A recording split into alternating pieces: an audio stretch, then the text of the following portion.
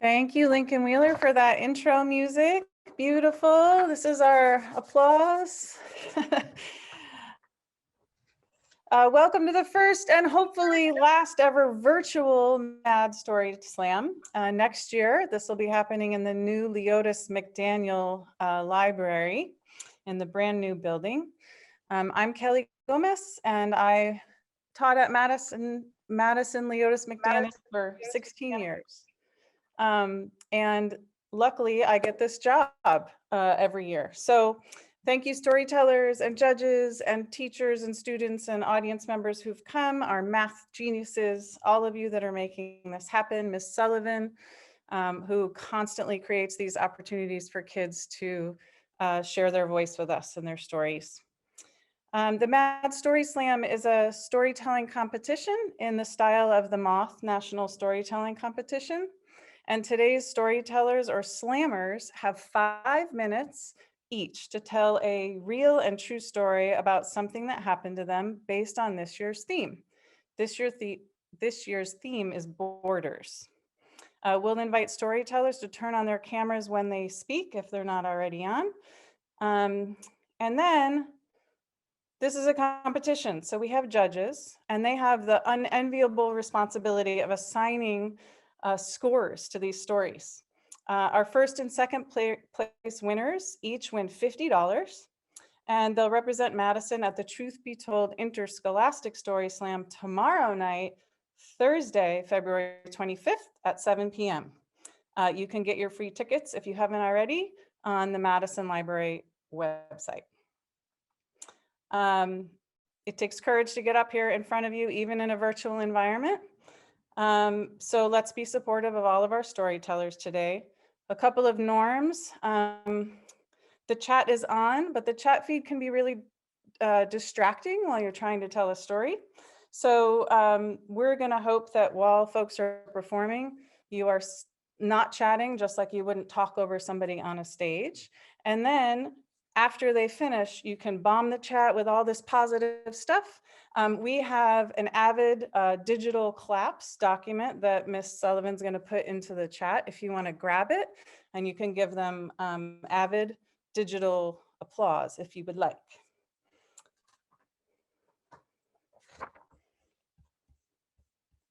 Do you want me to drop it in there? It'll be there in a minute. So at poetry competitions all over the globe, MCs say this: the points are not the point is the poetry. So while the point today is the power of sharing stories, we do in fact have these judges that use a scoring guide. It's the same scoring guide that all of the schools doing this competition will use in order to pick someone to compete tomorrow. So I'm going to introduce today's judges. We have Carissa Carasy. Carissa is a Gear Up Tosa who grew up performing her own writing during her tumultuous time as a youth. Will you wave to everybody, Carissa? Woo! We also have Steve Smith. Steve's from Portland. Steve, will you give us a wave? There he is. He's been in education for 14 years. He has a sophomore at Roosevelt High School and twin 8th graders at George Middle School. He loves sports and reading. I cannot imagine having twin 8th graders. Next is Marcia Truman. Oh, nope. Next is Christine Putnam. Christine is a speech therapist and has worked in education for almost 20 years. Christine, will you wave? In addition to spending time with her family, she loves to read, listen to music, and do all the puzzles in the Sunday New York Times. That's a smart lady. Thank you. And then Pam Deemer. Pam, will you wave for us? Thank you. Pam's a person who, as a middle-aged woman, has a recurring dream that she is still in high school. Can you imagine? I bet I'm gonna have one now tonight. Thanks a lot, Pam. Okay. We're about to welcome our first storyteller to the screen, but to give them one last deep breath beforehand, here's what Mexican poet Roberto Castillo Uriarte says about borders, geographical, linguistic, and cultural. He writes that to him, borders means to live between two distinct worlds, pesos and dollars, tacos and hamburgers, tias and uncles, tequila and whiskey, Pedro Infante and Tony Bennett, quinceañeras and sweet 16s, Spanish and English, and then to cross them, unite them through language, and from that union of two different languages to invent such things as fish tacos, Toluca Lake, tortilla shop, and to have children with names like Stacy Gutierrez or Chewy Smith. Now here we go. Our first storyteller is actually a video because Esther Przinski is, she's trying out for volleyball, right, Miss Sullivan? So here's her video. You might want to turn your volume up. Okay, so this was a day in 2018. My friend and I were in 7th grade and we're walking home and we're excited to hang out. And we're just walking down the sidewalk, the sun is shining, we're just talking. I think we were laughing about something funny that happened in class that day. So we walk up to her front door, we open it, and we're standing in the doorway. And we look across to her back door and see that it's standing like wide open. And we're like, huh, that's kind of weird. And in her house, you can just see like her back door and her front door just right across. So we're like, that's kind of odd, but her back door is a little bit sticky, and so we knew that like sometimes if it's not closed perfectly, it can just blow open. And so we assumed that that's what happened, but we're like, you know, and so jokingly, we just yelled like, if anybody's in here, I'm gonna, you know, whatever. And before we even could finish that sentence, we heard a bunch of like crashing and noise coming from the back of our house. And we're like, oh my goodness. And so we, like barely even thinking, we just dropped everything and sprinted out of our house and around the corner, and our hearts are beating and everything. And then we see our friends who are walking home from school too. And we're like, oh my gosh, guess what just happened? Like that was so crazy and weird. And so we're talking to them. And we're like, okay, you know, it's probably fine. Like, maybe it was just a raccoon or something, or an animal got in. And my friend, like, I thought she'd be more anxious and worried about it. But I feel like I was almost more, like, stressed about it. And so we're like, okay, it's probably fine. But we're a little bit freaked out and on edge, right? So we decided to just go back to the school, because she lived pretty close to the school we went to at that time. And just wait and, like, call her mom and, you know, describe what had happened. And so we're hanging out at school, and we're just like calming down a little bit, and because we needed to wait until her mom got off of work. And so we just waited there with people, and I think I was worrying that the person or whatever was in her house was gonna like come back and take my phone in my backpack. I don't know where I thought that was a reasonable idea. But anyways, her mom gets back and she comes home, and I think she might have called the police or something just to like get things checked and make sure things were all right. And so it's late at that time, so we both go our separate ways. She goes home to her house and I go to my house.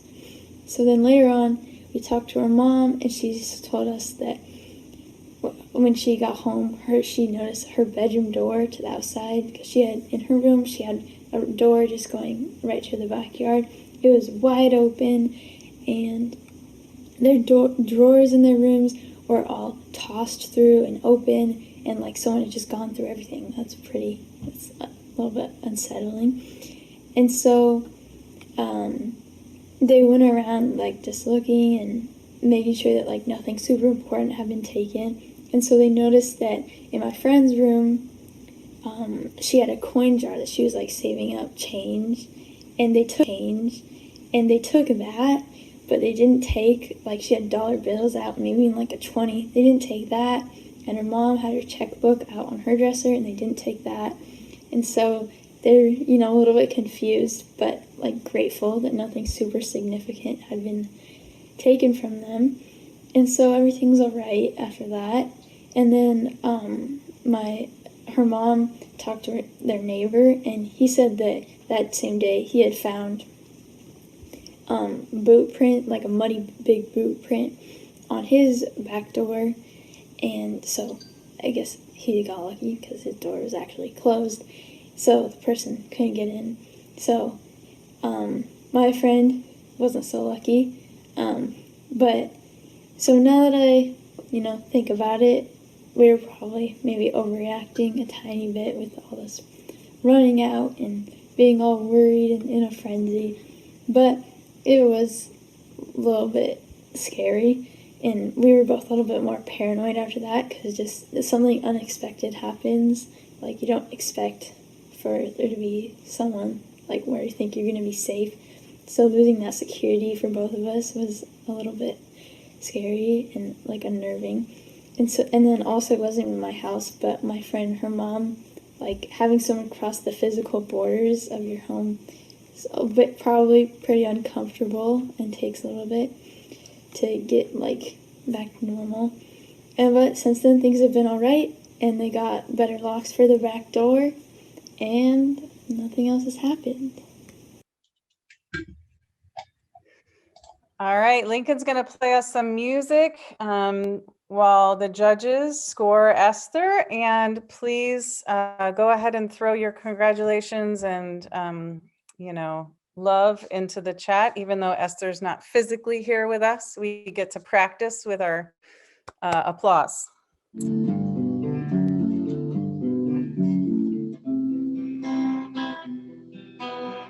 We can put a couple of things in the chat there for Lincoln, because that's beautiful music. Thank you so much. It's hard to do this in a virtual room when you can't hear people and feel their energy, and so that music makes a huge difference. Thank you. Judges, are you feeling ready? You've submitted you ready for the next one? Okay. Next up, I believe, Mr. Fredgan, are we ready?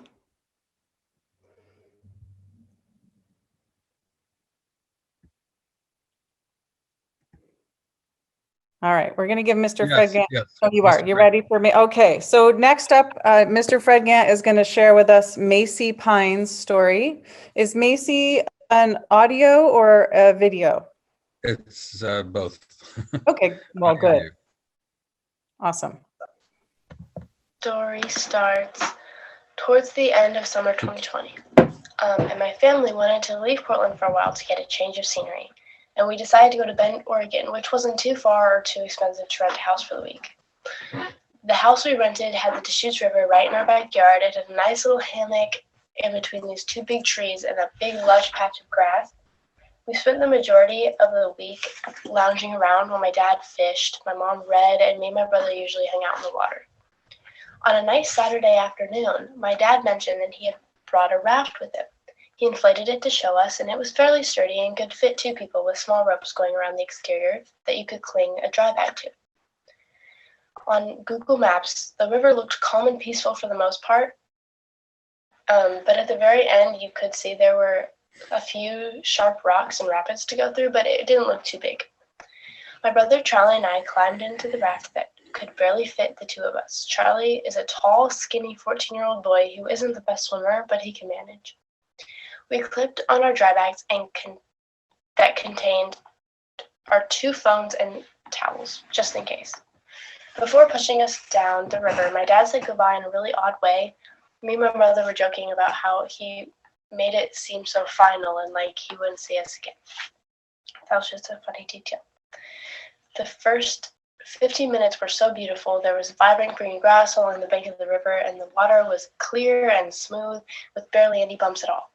Then we came to a fork in the river. Both sides led to rapids, and in the middle was a giant log with water being sucked underneath it like a vacuum. Charlie and I decided to go left at first, but the closer we got, the more vigorous the rapids started to look. We both panicked and began to argue over which way to go. We started to head down the middle towards the huge vacuum log, and at that point, the current was too strong to try to go another way. Immediately, we were sucked underneath the log, falling off our raft and completely submerged underneath the water.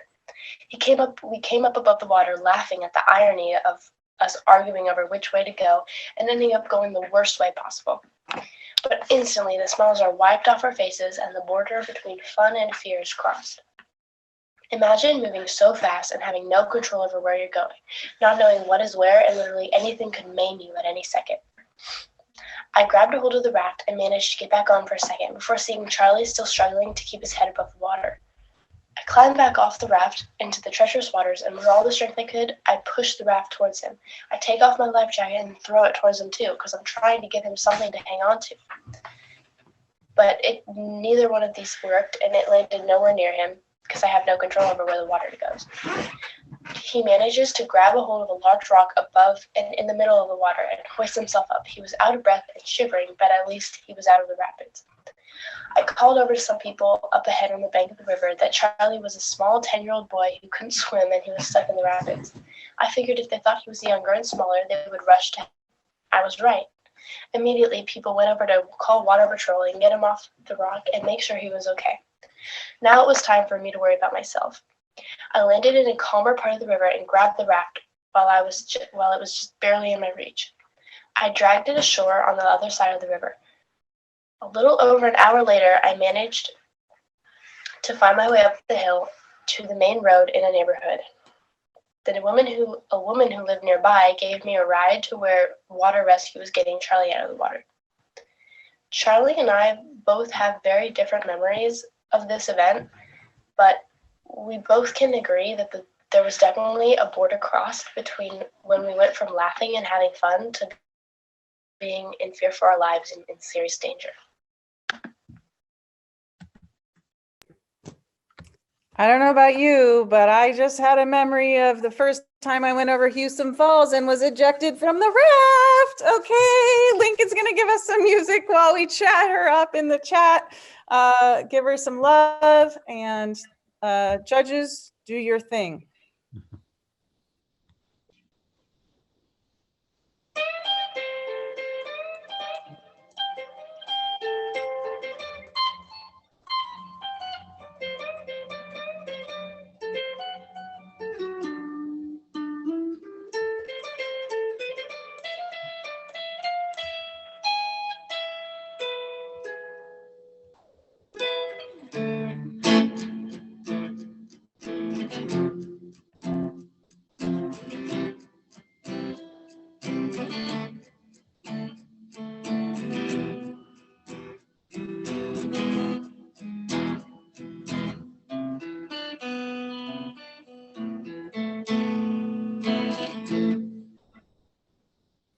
How you doing, judges? You feel ready? Great. I want to take just a quick second to applaud our audience, attendees and panelists, because you guys do a wonderful job of giving very specific feedback, talking about details and imagery, and I love it. For our next storyteller, please welcome Abdul Al-Masri.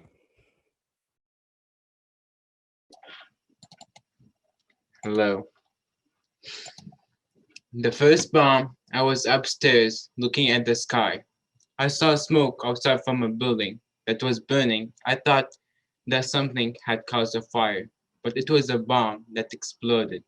That was the first time. After I watched the fire for a few minutes, my brother Seth came to me and pulled me downstairs, and the bullet whistled between us so fast we couldn't see it. The war in Syria started when I was 7 years old. To this day, war is still happening. Are you can hear me? Oh, sorry. I thought I cut off. You're good. The war in Syria started when I was 7 years old. To this day, war is still happening there. Before the war, Syria was a unique place for everyone who came to our country. The mountains, the trees, the rivers, the weather all attracted people from all over the world. When the sun set, the mountains changed colors to black and orange, reflecting the sun.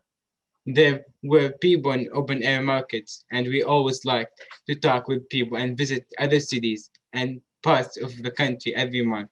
It all changed when the war started. A lot of people lost their lives from the bombs that exploded around us. It was a deep, constant fear. Each time there was a bomb in the middle of the day or at night, we didn't know where the bomb would fall or if it would fall on us. It was an everyday fear, a paralyzing fear.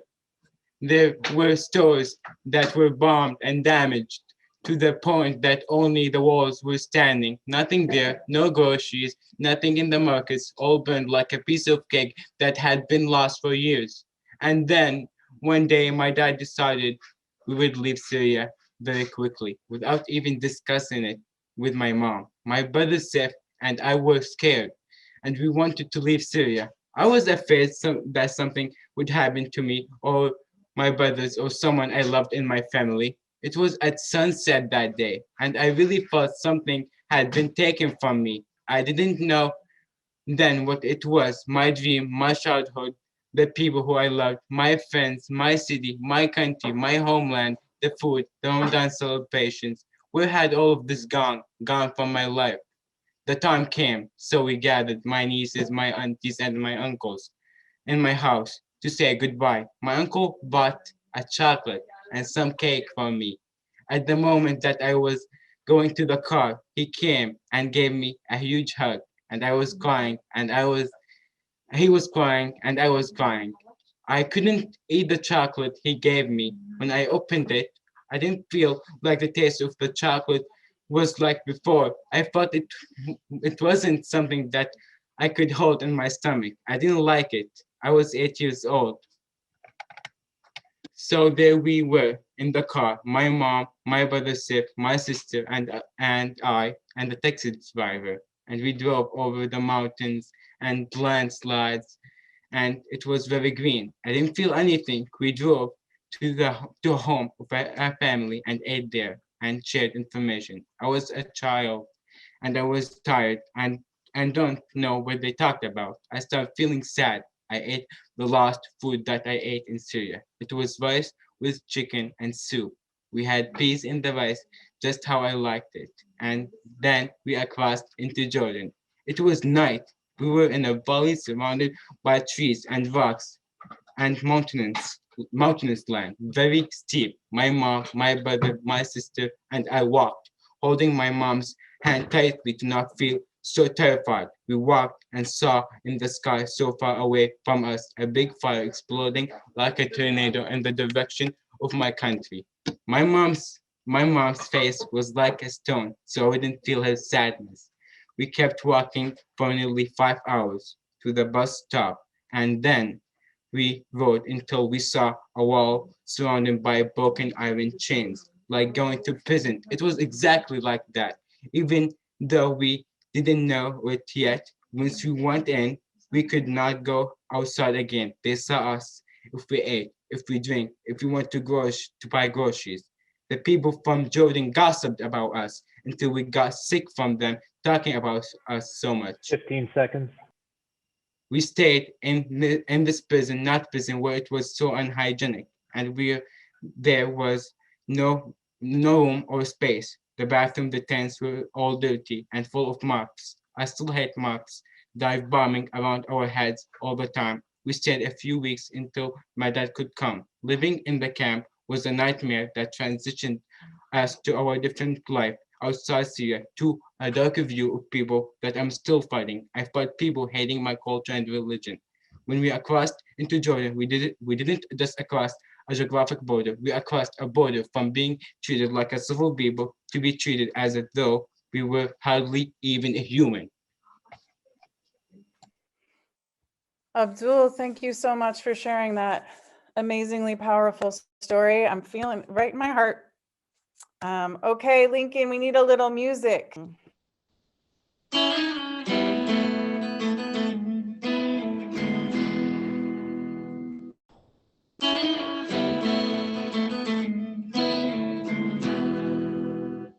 Thank you, Lincoln. Judges, you good? All right. Thank you. We have 4 more storytellers this afternoon. Our next up is Eva Andrews. And I am going to be sharing Eva's video for her. So Thank you, Mr. Irikawa. Yay. All right, Eva Andrews, here we go. Enjoy. Okay, let me set the scene. It is 2008 or 2009. It is mid-afternoon on Christmas, and my family is going to the beach the next day. And so my parents are packing for the beach. My brother and I are bored, and so we decide we're going to watch Mary Poppins.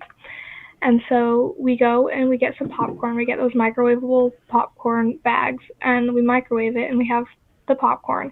We go up to my parents' bedroom, and we watch Mary Poppins on their TV up there. And so we're eating the popcorn. We get to the end of the bag where there's just popcorn kernels at the end, and we decide, or my brother has the idea, to put these popcorn kernels into our ears. And so we're both just like putting these popcorn kernels into our ears and seeing if we can get them out again. And eventually we both got a single popcorn kernel stuck into each of our ears. Well, one of our ears. And so I ran downstairs first. I was very happy. I was smiling. I was like 4, maybe 5. And I was really happy about this. And I told my parents, I was like, Mom, Dad, I have a popcorn kernel stuck in my ear. And they're like, what? What happened? And my brother comes down the stairs and he's like, guys, me too. I have a popcorn kernel stuck in my ear. My parents don't know what to do. They get a flashlight and tweezers. They're like trying to get these popcorn kernels out of our ears. They can't. And so we go to the doctor. And the doctor was looking in our ears. They're trying to get them out. They can't either. And so they were like, okay, guys, you guys can go to the nose, throat, and ear doctor the next day, and we'll just like tell them you're coming. You don't have to worry about making an appointment or anything. So we're like, okay, we're going to the beach tomorrow, but yeah, we can go in the morning. So we go back home. My brother and I sleep with popcorn kernels in our ears. And so I don't think it was that uncomfortable. I don't remember. So the next day, we wake up, we go to the nose, throat, and ear doctors, and they're like, no, we weren't expecting you, like the doctors the day before said that they were going to be, but they let us in anyway. And so they're like digging around in our ears, trying to get these popcorn kernels out. They get my brother's out like pretty quickly. It's not that much of an issue, but for me, it's a bigger issue because like the moisture, the heat or something was making the popcorn kernel expand inside my ear. And so they were very close to like making me go into surgery and like put me under so I can like have surgery to get this popcorn kernel out of my ear. Thankfully, that didn't happen. They got the popcorn kernel out of my ear. And then we went to the beach later that day. But in conclusion, don't put popcorn kernels in your ears. Thank you. Man, I've heard of peas up the nose, Legos, but I have never heard of a popcorn kernel in the ear before. Lincoln, give us a little music. You can give some props to Ava in the chat, please. And even though Eva was on video, she is actually here. She has graced us with her presence.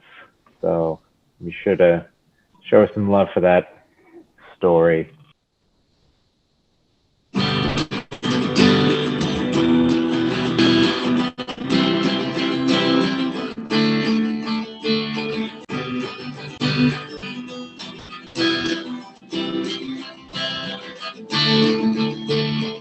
Judges, how are you doing? Can you give me a thumbs up if you're ready?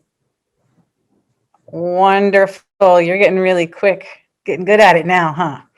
All right, we have next up Jennifer Larios Grave. This story happened about 3 years ago, I would say. My grandma had just recently come from Guatemala. She's this like 5 foot indigenous woman from Guatemala.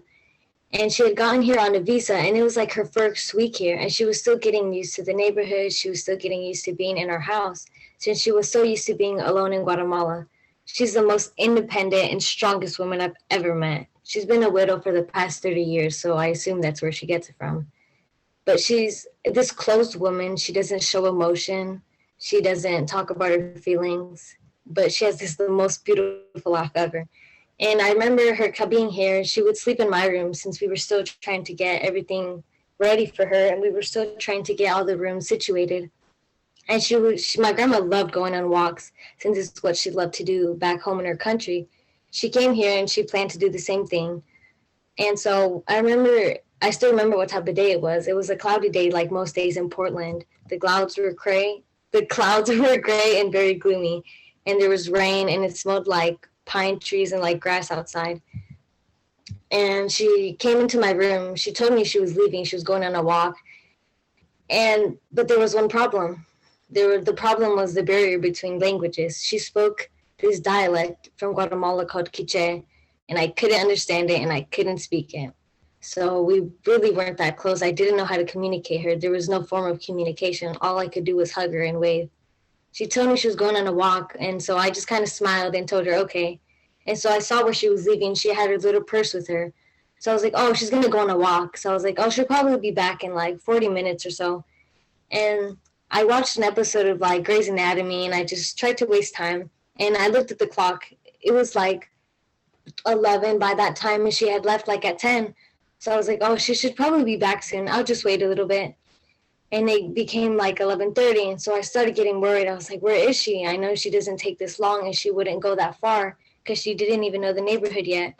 So I called my parents because they weren't home, and they were like, oh, no, I'm pretty sure she's just on a walk. She'll be home soon. Don't worry about it.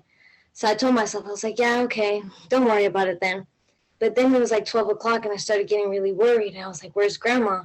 And so I looked outside. I looked up the street. Nothing. I was like, okay. I called my parents again. I'm like, hey, she's not home. It's almost been 2 hours. They were like, okay, we'll try to come home soon. Don't worry about it. She'll be home soon. So I kept telling myself, okay, everyone's telling me not to freak out, so don't freak out. And I was just home. I looked out the window. I remember telling myself, please come home. Please come home. And I started getting super nervous. And by that time, it was like 1. And that's when I was like, yeah, something's wrong. I can just feel it. She's lost or something happened. And so I called my parents, and I'm like on the edge of crying because I'm like, where is she? And so they like came home as fast as they could. And I was like, guys, where's Grandma? So they went out in the car trying to go look for her, and nothing.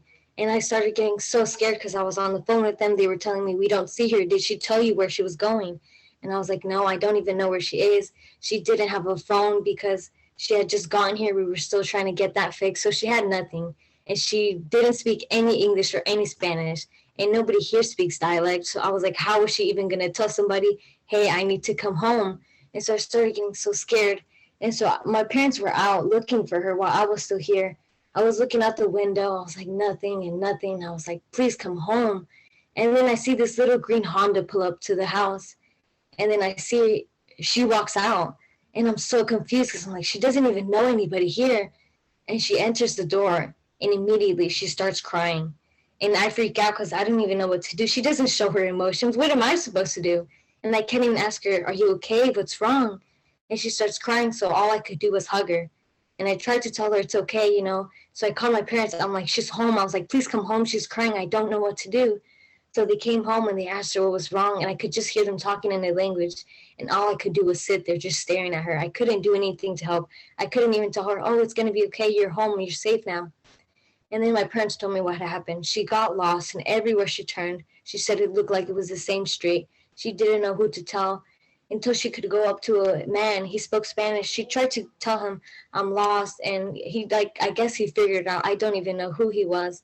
I honestly believe that it was like an angel from God helping her. And then he brought her home. And so she was just crying. I didn't know what to do. And it was just that feeling of, am I like a bad granddaughter because I don't know her language? There was no form of communication. And I felt horrible. And I still think about it today because I'm like, I could have done something. I could have told her, you know, it's okay. I'm here for you. But since there was that border of just not knowing each other's language, there was no form of communication. The only form of affection I could give her was the physical touch of like hugging her and just speaking to her. Thank you. Oh, Jennifer, thank you. I could feel those nerves and all that worry. I was worried for Grandma too. Thank you so much. Lincoln, take it away. Judges, do your thing.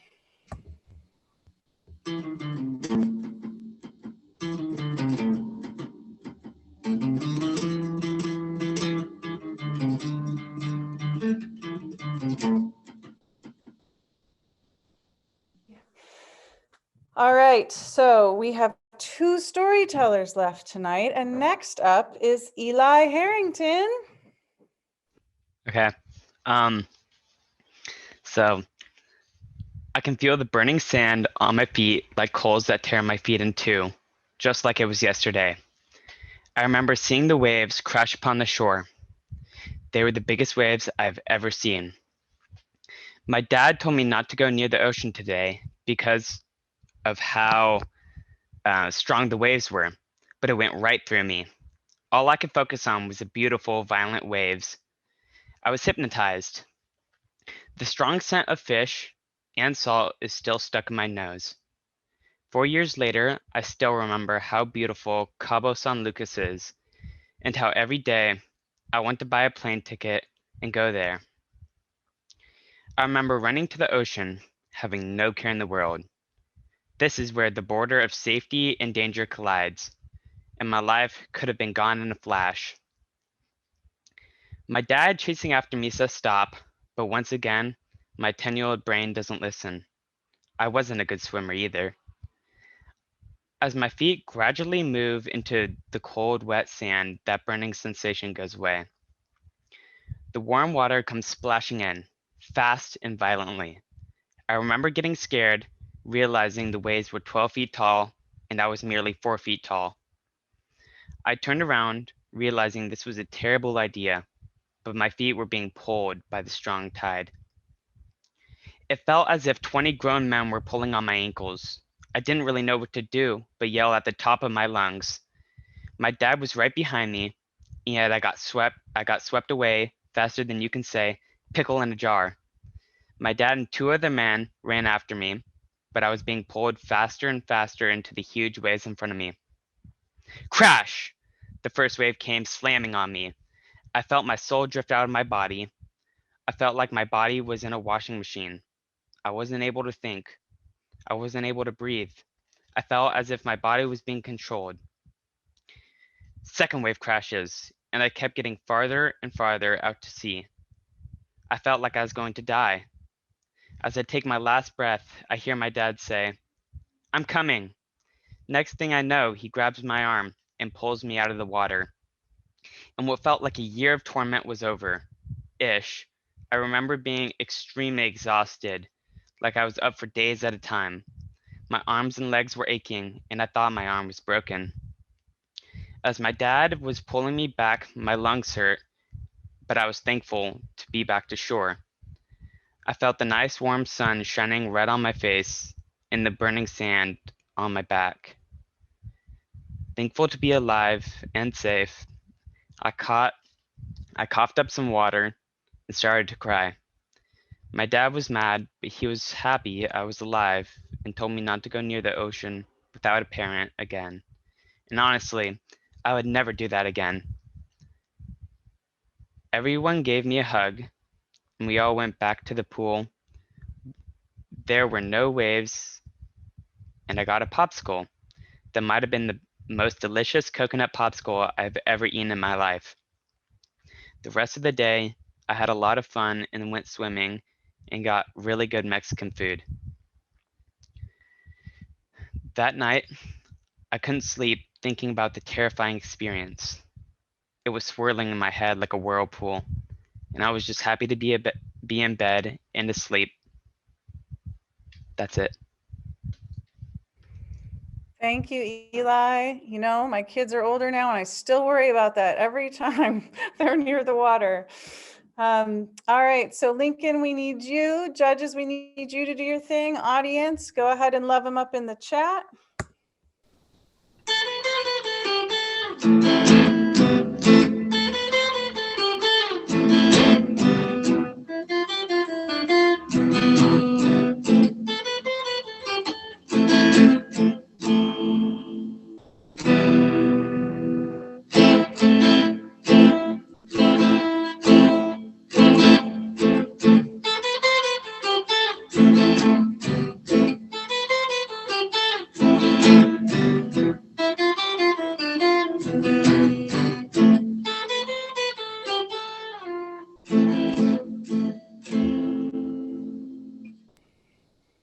Thank you, Lincoln. Did you guys see somebody used onomatopoeia in the chat? Nice job.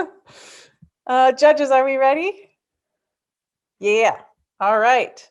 So our final storyteller tonight, before we have the math geniuses do their thing and we let everybody know the scores tonight, is Fia Ferber. Hi. If there's baby sounds in the background, I have two very small brothers and they might scream. Just a warning. This is a story about the border between me and my little sister Ella. She was born 10 years ago now. I was 5. Honestly, I don't know if I even liked her at first. I remember being a bit jealous of how much attention she got from my dad and stepmom. I can't say I got much better from there. Now, the little gremlin shared a room with me.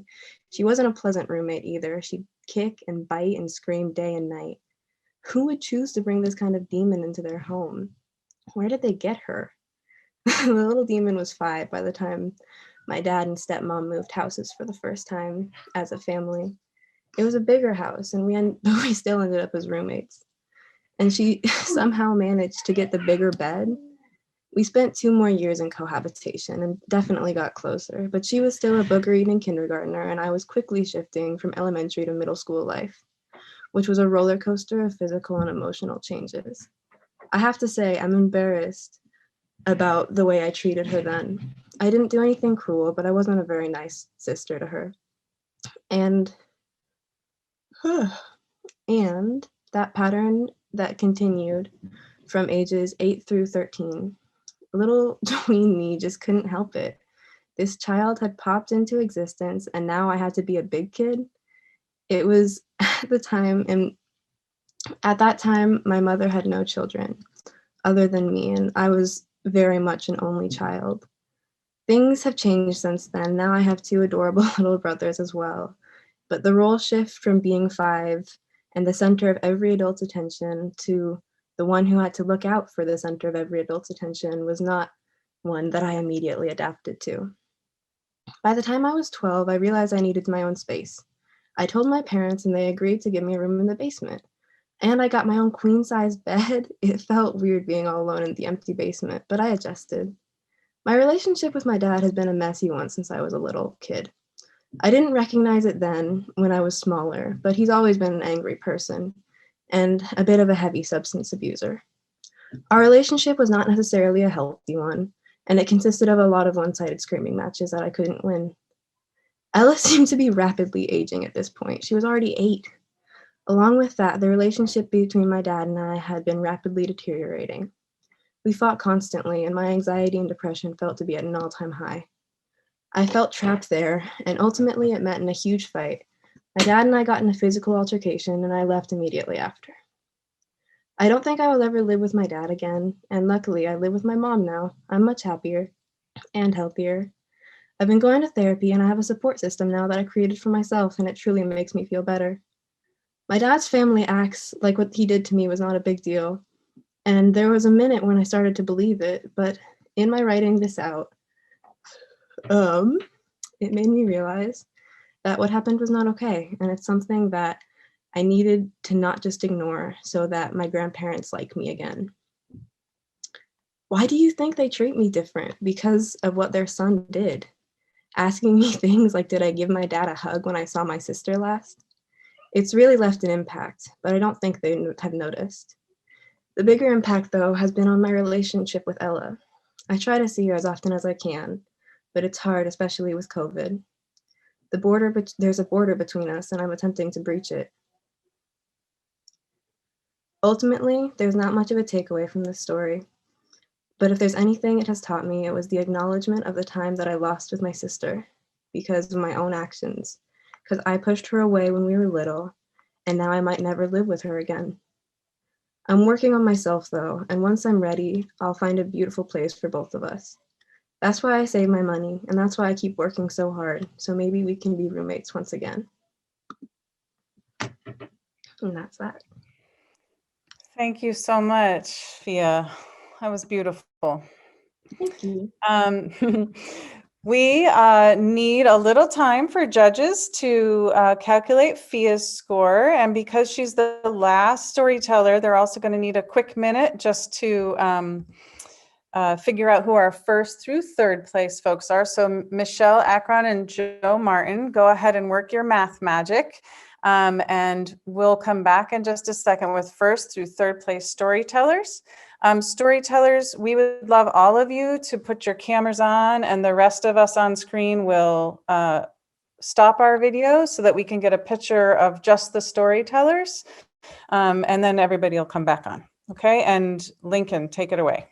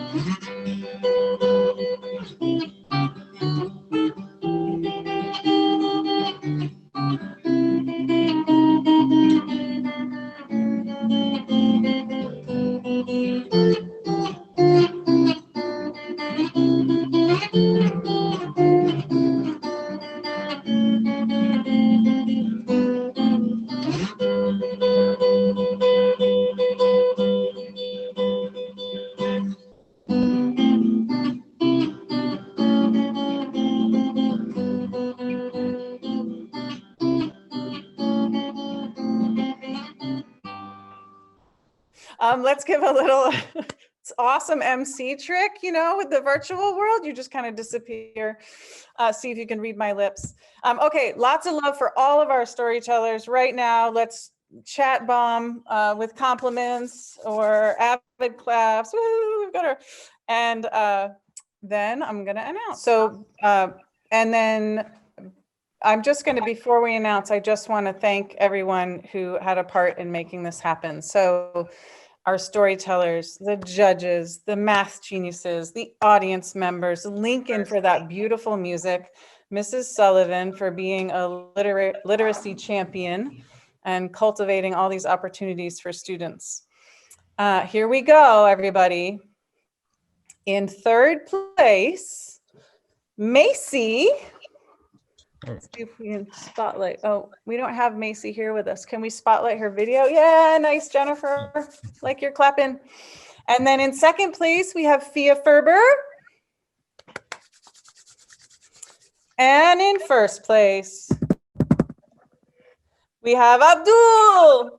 Yeah.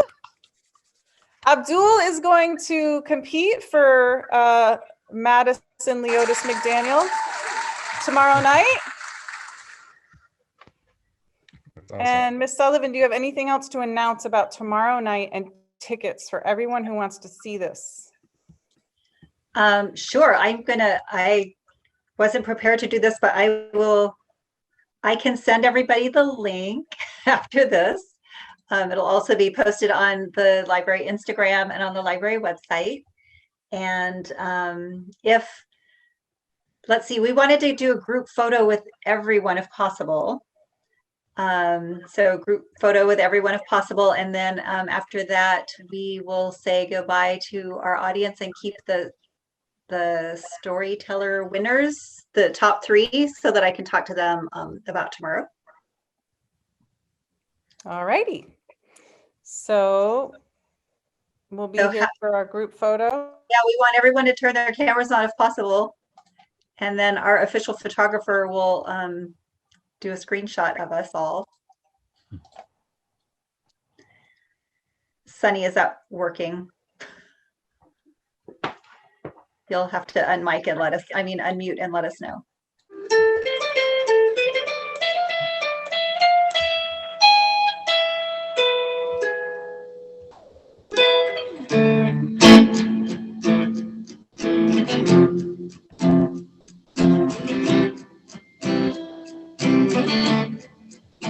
Thank you so much, everybody, for coming. Thank you so, so much. Thank you. Hello, baby Irikawa.